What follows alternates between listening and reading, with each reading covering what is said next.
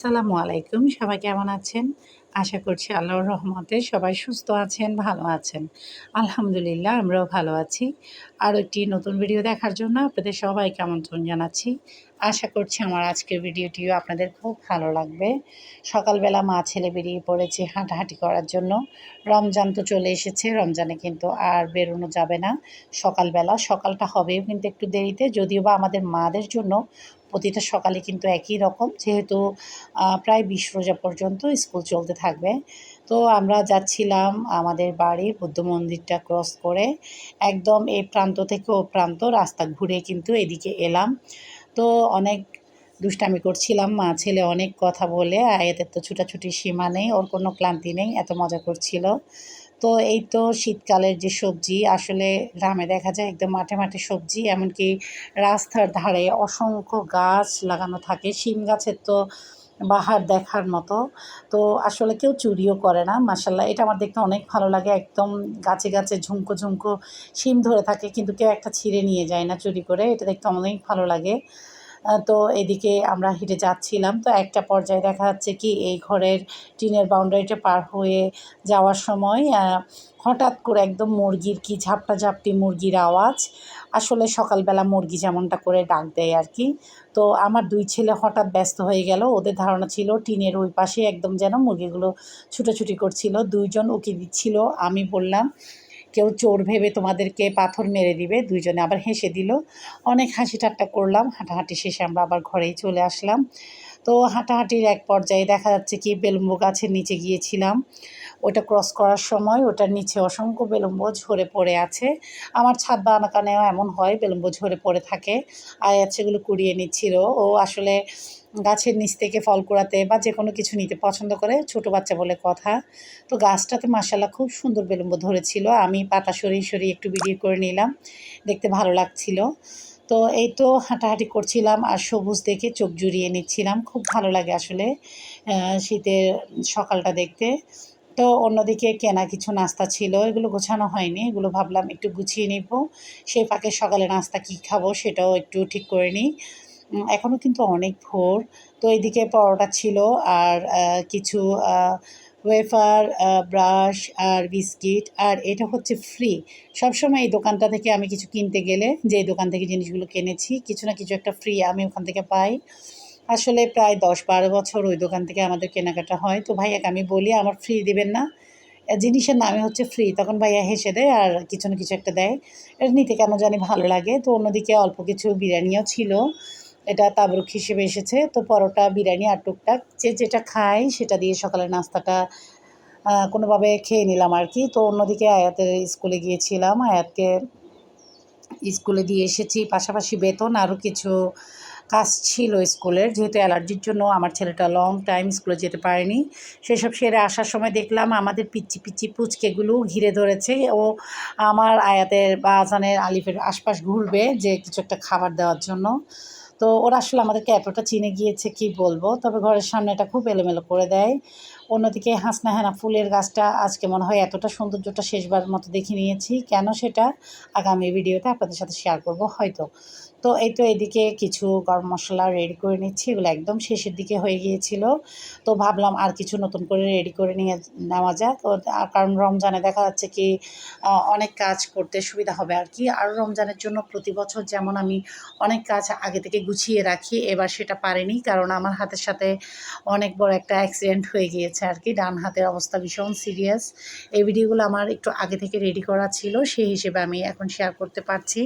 বর্তমান আমার হাতের যে অবস্থা, এতে কিন্তু আমি ভিডিও এডিট করা তো দূরের কথা, মোবাইল ধরতেও অবস্থা খারাপ হয়ে যাচ্ছে। আর আগের ভিডিও বলতে এগুলো দিতে পারিনি। গত ভিডিও যারা দেখেছেন বলতে পারেন আমার ভয়েসের কিছু সমস্যা হয়েছিল সর্দির কারণে বা গলার সমস্যার কারণে, সেজন্য ভয়েস দিতে পারিনি। সব কিছু মিলে কেমন যেন হযবরল লাইফস্টাইল পার করছি। সবাই দোয়া করবেন যেন খুব দ্রুত সুস্থ হয়ে যাই। ৩ বাচ্চাকে নিয়ে আমি যেন কোনোভাবে আমার সংসারের কাজ এবং মায়ের দায়িত্বগুলো পালন করে নিতে পারি আর কি। অন্যদিকে মুরগি ভিজতে দিয়েছিলাম, সেগুলো এখন কেটে রেডি করে নিব। কিছু চিকেন ফ্রাইয়ের জন্য, কিছু রান্নার জন্য, কিছু ম্যারিনেট করে রাখার জন্য, এমনই। আর এখন ভয়েস দিচ্ছি, অন্যদিকে আয়াতের হুজুর চলে এসছে, বেল দিচ্ছে। আর এদিকে গোসলের আগে ভাবলাম মাছ কাটাকাটি, মুরগি ফ্রেশ করা, প্লাস পাখির খাঁচা পরিষ্কার করা, এগুলো আমার সবসময় গোসলের আগে করা কাজ হয়ে থাকে। তো এগুলো করে নিচ্ছি এখন আমি। এদিকে পাখিগুলো ডিম পেড়েছে আর কি, মা পাখিটা ডিম পেড়েছে। তো ওর খাঁচার আশেপাশে আমাকে দেখলেই ওর মেজাজটা খারাপ হয়ে যায়। বলেন তো, খাঁচা যদি ধরতে না দেয়, পাতিল যদি ধরতে না দেয়, আমি কীভাবে পরিষ্কার করব? পাতিলটা কিন্তু খুবই ময়লা হয়ে আছে। আর এখন আমি কাগজ এবং বক্স পুরোটা পরিষ্কার করে দিব। অনেক ঠোকর মারতে আসছিল, ভয় লাগছিল। তো এদিকে আবার মাছওয়ালা চাচা মাছ দিয়ে গেল। এখানে শুধুমাত্র আধা কেজি লটিয়া মাছ নিয়েছি, চিকন আর মোটা মিশাল দেওয়া।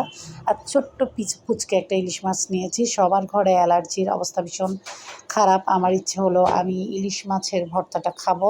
লোভ সামলাতে পারছি না, এবছর এটা খাওয়া হয়নি। তাই একটা মাছই নিলাম শুধু আমার জন্য, একটু ভর্তা বানাবো।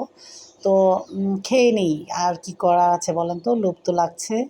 তো এদিকে মাছগুলো এখন কেটে নিব, একটু সময় লাগবে। অন্যদিকে আবার আয়াতকে স্কুল থেকে আনার জন্য ছুটতে হবে। এই তো দেওয়ালিকা লিখেছে এখানে অনেক কবিতা, রঙিন রঙিন কাগজে, এত সুন্দর লাগছিল গুটি গুটি হাতের লেখায়। আর কবিতার ভাষাগুলো কত সুন্দর, এই কবিতাগুলো পড়তে পড়তে যেন আমার সেই ছোটোবেলায় হারিয়ে গিয়েছি আমি। আর আয়াত এখানে দাঁড়িয়ে প্রত্যেকটা কবিতা পড়েছে, তারপরেও ওর মন ভরছিল না। ওর কথাতেই, ওর রিকোয়েস্টেই আমি এই ভিডিওটা করেছি। ও বলছিল, আম্মু একটু ভিডিও করে নাও, তোমার ইউটিউব বন্ধুদের সাথে শেয়ার করো আমাদের স্কুলের এই স্মৃতিটা। আমার ছেলের রিকোয়েস্টে এই ভিডিওটা করা। আপনাদের যদি আমার আজকের ভিডিওটা এতটুকু ভালো লেগে যায়, যারা এখনও শুরু থেকে দেখছেন, স্কিপ না করে ছোট্ট একটা লাইক দিয়ে ছোট্ট একটা লাইক দিয়ে আমার ভিডিওর পাশেই থেকে যেতে পারেন। আপনাদের ছোট্ট একটা লাইক আমার এই ভিডিওটাকে আপনাদের মতো অসংখ্য ভাইয়াদের কাছে পৌঁছে দিতে পারে, বা আমাকে আমার গন্তব্যে পৌঁছে দিবে, এই আর কি। এক একটা ভিডিও রেডি করতে কিন্তু অনেক কষ্ট হয়। তো অন্যদিকে আমি কবিতাগুলো ভিডিও করে নিচ্ছিলাম, আর পরবর্তীতে ভিডিও থেকে দেখে দেখে আয়াত আবার কবিতাগুলো সব পড়ে নিয়েছে আর কি। দেখে খুব ভালো লাগছিল। আর বিশেষ করে রং বেরঙের ফুল আর কাগজের কালারগুলো এত সুন্দর লাগছিল, কি বলবো, সব কিছু মিলিয়ে অসাধারণ ছিল। তো এইটা ভিডিও করতে করতে মা ছেলে অনেক কথা বলে নিয়েছি। আর ভিডিও করব, আয়াত একটু দাঁড়িয়ে ছবি তুলবে না, সেটা তো হতেই পারে না। আমার আয়াতও চলে এসেছিল ছবি তোলার জন্য পাশে। অন্যদিকে আমি এই কবিতাগুলো নেওয়ার পর এখান থেকে কিছু কবিতা আয়াত নিজেও একটা খাতায় তুলে রেখেছে, ভিডিও থেকে দেখে দেখে ওনাকে কবিতাগুলো আবৃত্তি করবে। আসলে ছোট বাচ্চার মনে ছোট ছোট স্বপ্ন, এই আর কি। বড় হতে হতে দেখা যায় কি স্বপ্নেরও পরিবর্তন হয়ে যায়, বয়সের সাথে সাথে স্বপ্নেরও রূপ রং সব কিছু পাল্টায় আর কি। আমরাও ছোটোবেলায় কত শখ করেছি, স্কুলের ফাংশন আসলে চোখের ঘুম উড়ে যেত, কত কিছু প্ল্যান করতাম বন্ধু বান্ধবীদের সাথে, বন্ধু না বান্ধবীদের সাথে। আমি তো গার্লস স্কুলে পড়েছি। দেখা যাচ্ছে কি বিয়ের পর বান্ধবীরা সবাই হারিয়ে গিয়েছে। মাঝে মাঝে আমি যখন ফেসবুক দেখি, ভাবি কোথাও যদি আমার কোনো একটা বান্ধবীর ফেস দেখতে পাই, ওদেরকে ফ্রেন্ড রিকোয়েস্ট পাঠাবো, আমি আবার আমার পুরনো হারানো বান্ধবীকে ফিরিয়ে পাবো। আসলে কিন্তু পাওয়া হচ্ছে না। তো যাই হোক, অনেক পুরনো কথা বলে ফেলেছি। অন্যদিকে বাচ্চাকে নিয়ে ঘরে চলে আসলাম, তারপর ওকে একটু হালকা নাস্তা দিলাম, নাস্তা খেয়ে সে গোসল করতে চলে গিয়েছে। এদিকে আমি লটিয়া মাছগুলো এখন রান্না করে নিচ্ছি, কুটে ধুয়ে নর্মাল ফ্রিজে রেখে দিয়েছি। ডিপ ফ্রিজে রাখলে কিন্তু সেই মাছ আর রান্না করলে মজা লাগে না। যদি ম্যারিনেট করে রাখা হয়, পরবর্তীতে মোচমোচা ফ্রাইটা করলে তবুও খাওয়া যায়, কিন্তু রান্নাটা ফ্রিজ থেকে বের করে করলে আর ভালো লাগে না, কেমন জানি হয়ে যায় শক্ত শক্ত। তো এই জন্য টাটকা রান্না করে প্রয়োজনে ফ্রিজে রেখে দেওয়া, তাও ভালো। তো এদিকে এগুলো একটু কষিয়ে নিচ্ছি, এগুলো আমার জন্যই রান্না করছি। আর লটিয়া মাছে একটু আলু দিব, নতুন আলু।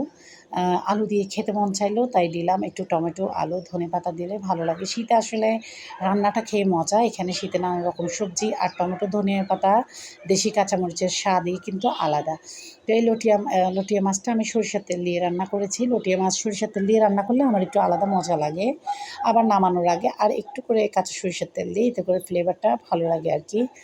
তো এই তো কথা বলতে বলতে মাছটা আমি কষানি দিয়ে দিচ্ছি। আর বিভিন্ন রকমের লটিয়া মাছ কাঁচামরিচ বাটা দিয়ে, ঝালমরিচ বাটা দিয়ে কীভাবে ম্যারিনেট করে কক্সবাজার স্টাইলে ফ্রাই করা যায়, লটিয়া মাছের বড়া, আরও অসংখ্য ডেজার্ট, কেক, মিষ্টি, তারপর চট্টগ্রামের ঐতিহ্যবাহী মেজবানি রান্না, অনেক ধরনের রান্না, নাস্তা, রেসিপি আমার চ্যানেলে অনেক আগে থেকে আপনাদের উদ্দেশ্যে শেয়ার করা আছে। আপনারা কেউ দেখতে চাইলে আমার চ্যানেলে চলে যাবেন আর রেসিপিগুলো দেখে বানিয়ে খেয়ে নেবেন।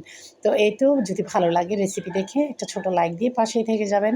অন্যদিকে আজকে দুপুরের জন্য কদু শাক ভাজি করেছি মসুর ডাল দিয়ে পাতলা ঝোলে, এদিকে মিক্সড সবজি ভাজি, এদিকে গরুর মাংসকে একটু খালা ভুনা করে নিয়েছি, মানে আগে রান্না করা মাংসকে একটু কালা কালা করে ভুনা করে নিয়েছি। অথেন্টিক কালা ভুনা যেটা সেটা কিন্তু না। এদিকে মরিচ ভর্তা করে নিয়েছি।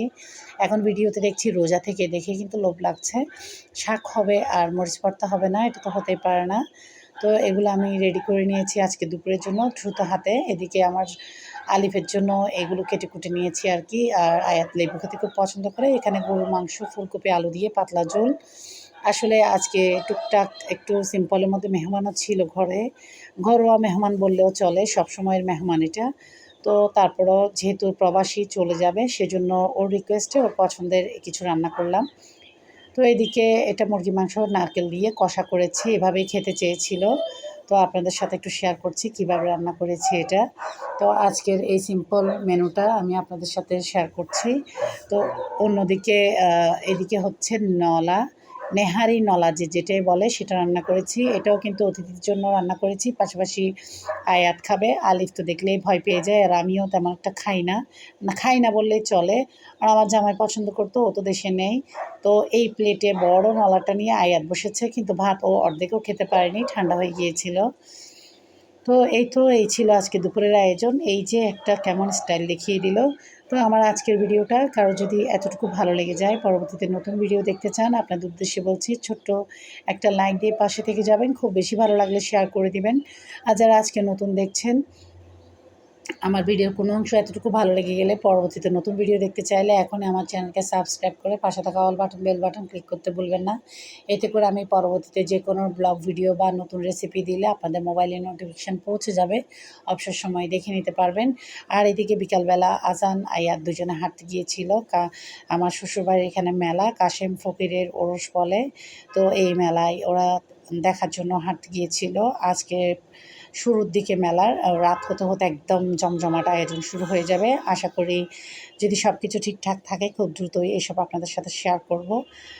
দেখা যাক ইনশাল্লাহ। তো এদিকে আয়াত যাচ্ছিল আর ও কিছুক্ষণ ঘোরাঘুরি করে চলে এসেছে। তো এই ছিল সিম্পল আজকের দিনের আয়োজন। তো আয়াতের অনেক প্রশ্ন, অনেক কৌতূহল, আর আজান উত্তর দিয়ে যাচ্ছে।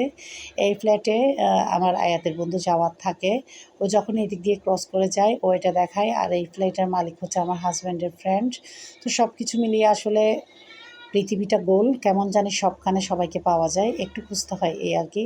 তো এখনও সব দোকান পুরোপুরিভাবে ওপেন হয়নি।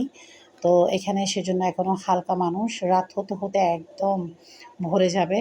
তো এদিকে একটু করে রুটি ভাজা করেছি, এটা আমরা ছোটোবেলায় খেতাম। মুচমোচা রুটি ভাজা, একটু সরিষার তেলে চুলায় ছোটো করে বসিয়ে রাখলে এটা একদম মুচমোচা হয়ে যায়। আর এটা আমার মতো আমার বাচ্চারাও খেতে খুব পছন্দ করে। ছোটোবেলায় আমরা 5 ভাই বোন খেতাম। ওরা যখন খাচ্ছিল আমি ভিডিও করছিলাম, আমার ছোটোবেলার কথা মনে পড়ে গেল। তো এই টুকটাক ব্যস্ততা নিয়ে আজকে সারাটা দিন কাটালাম। আপনাদের জন্য একটু শেয়ার করলাম। আমার ভিডিও ভালো লাগলে পাশেই থেকে যাবেন। আজকের জন্য এতটুকু। সবাই আমাদের জন্য দোয়া করবেন। আমি আপনাদের জন্য দোয়া করি। সবাই ভালো থাকবেন। সবাইকে রমজান মোবারক জানিয়ে আজকের জন্য এতটুকু। আল্লাহ হাফেজ।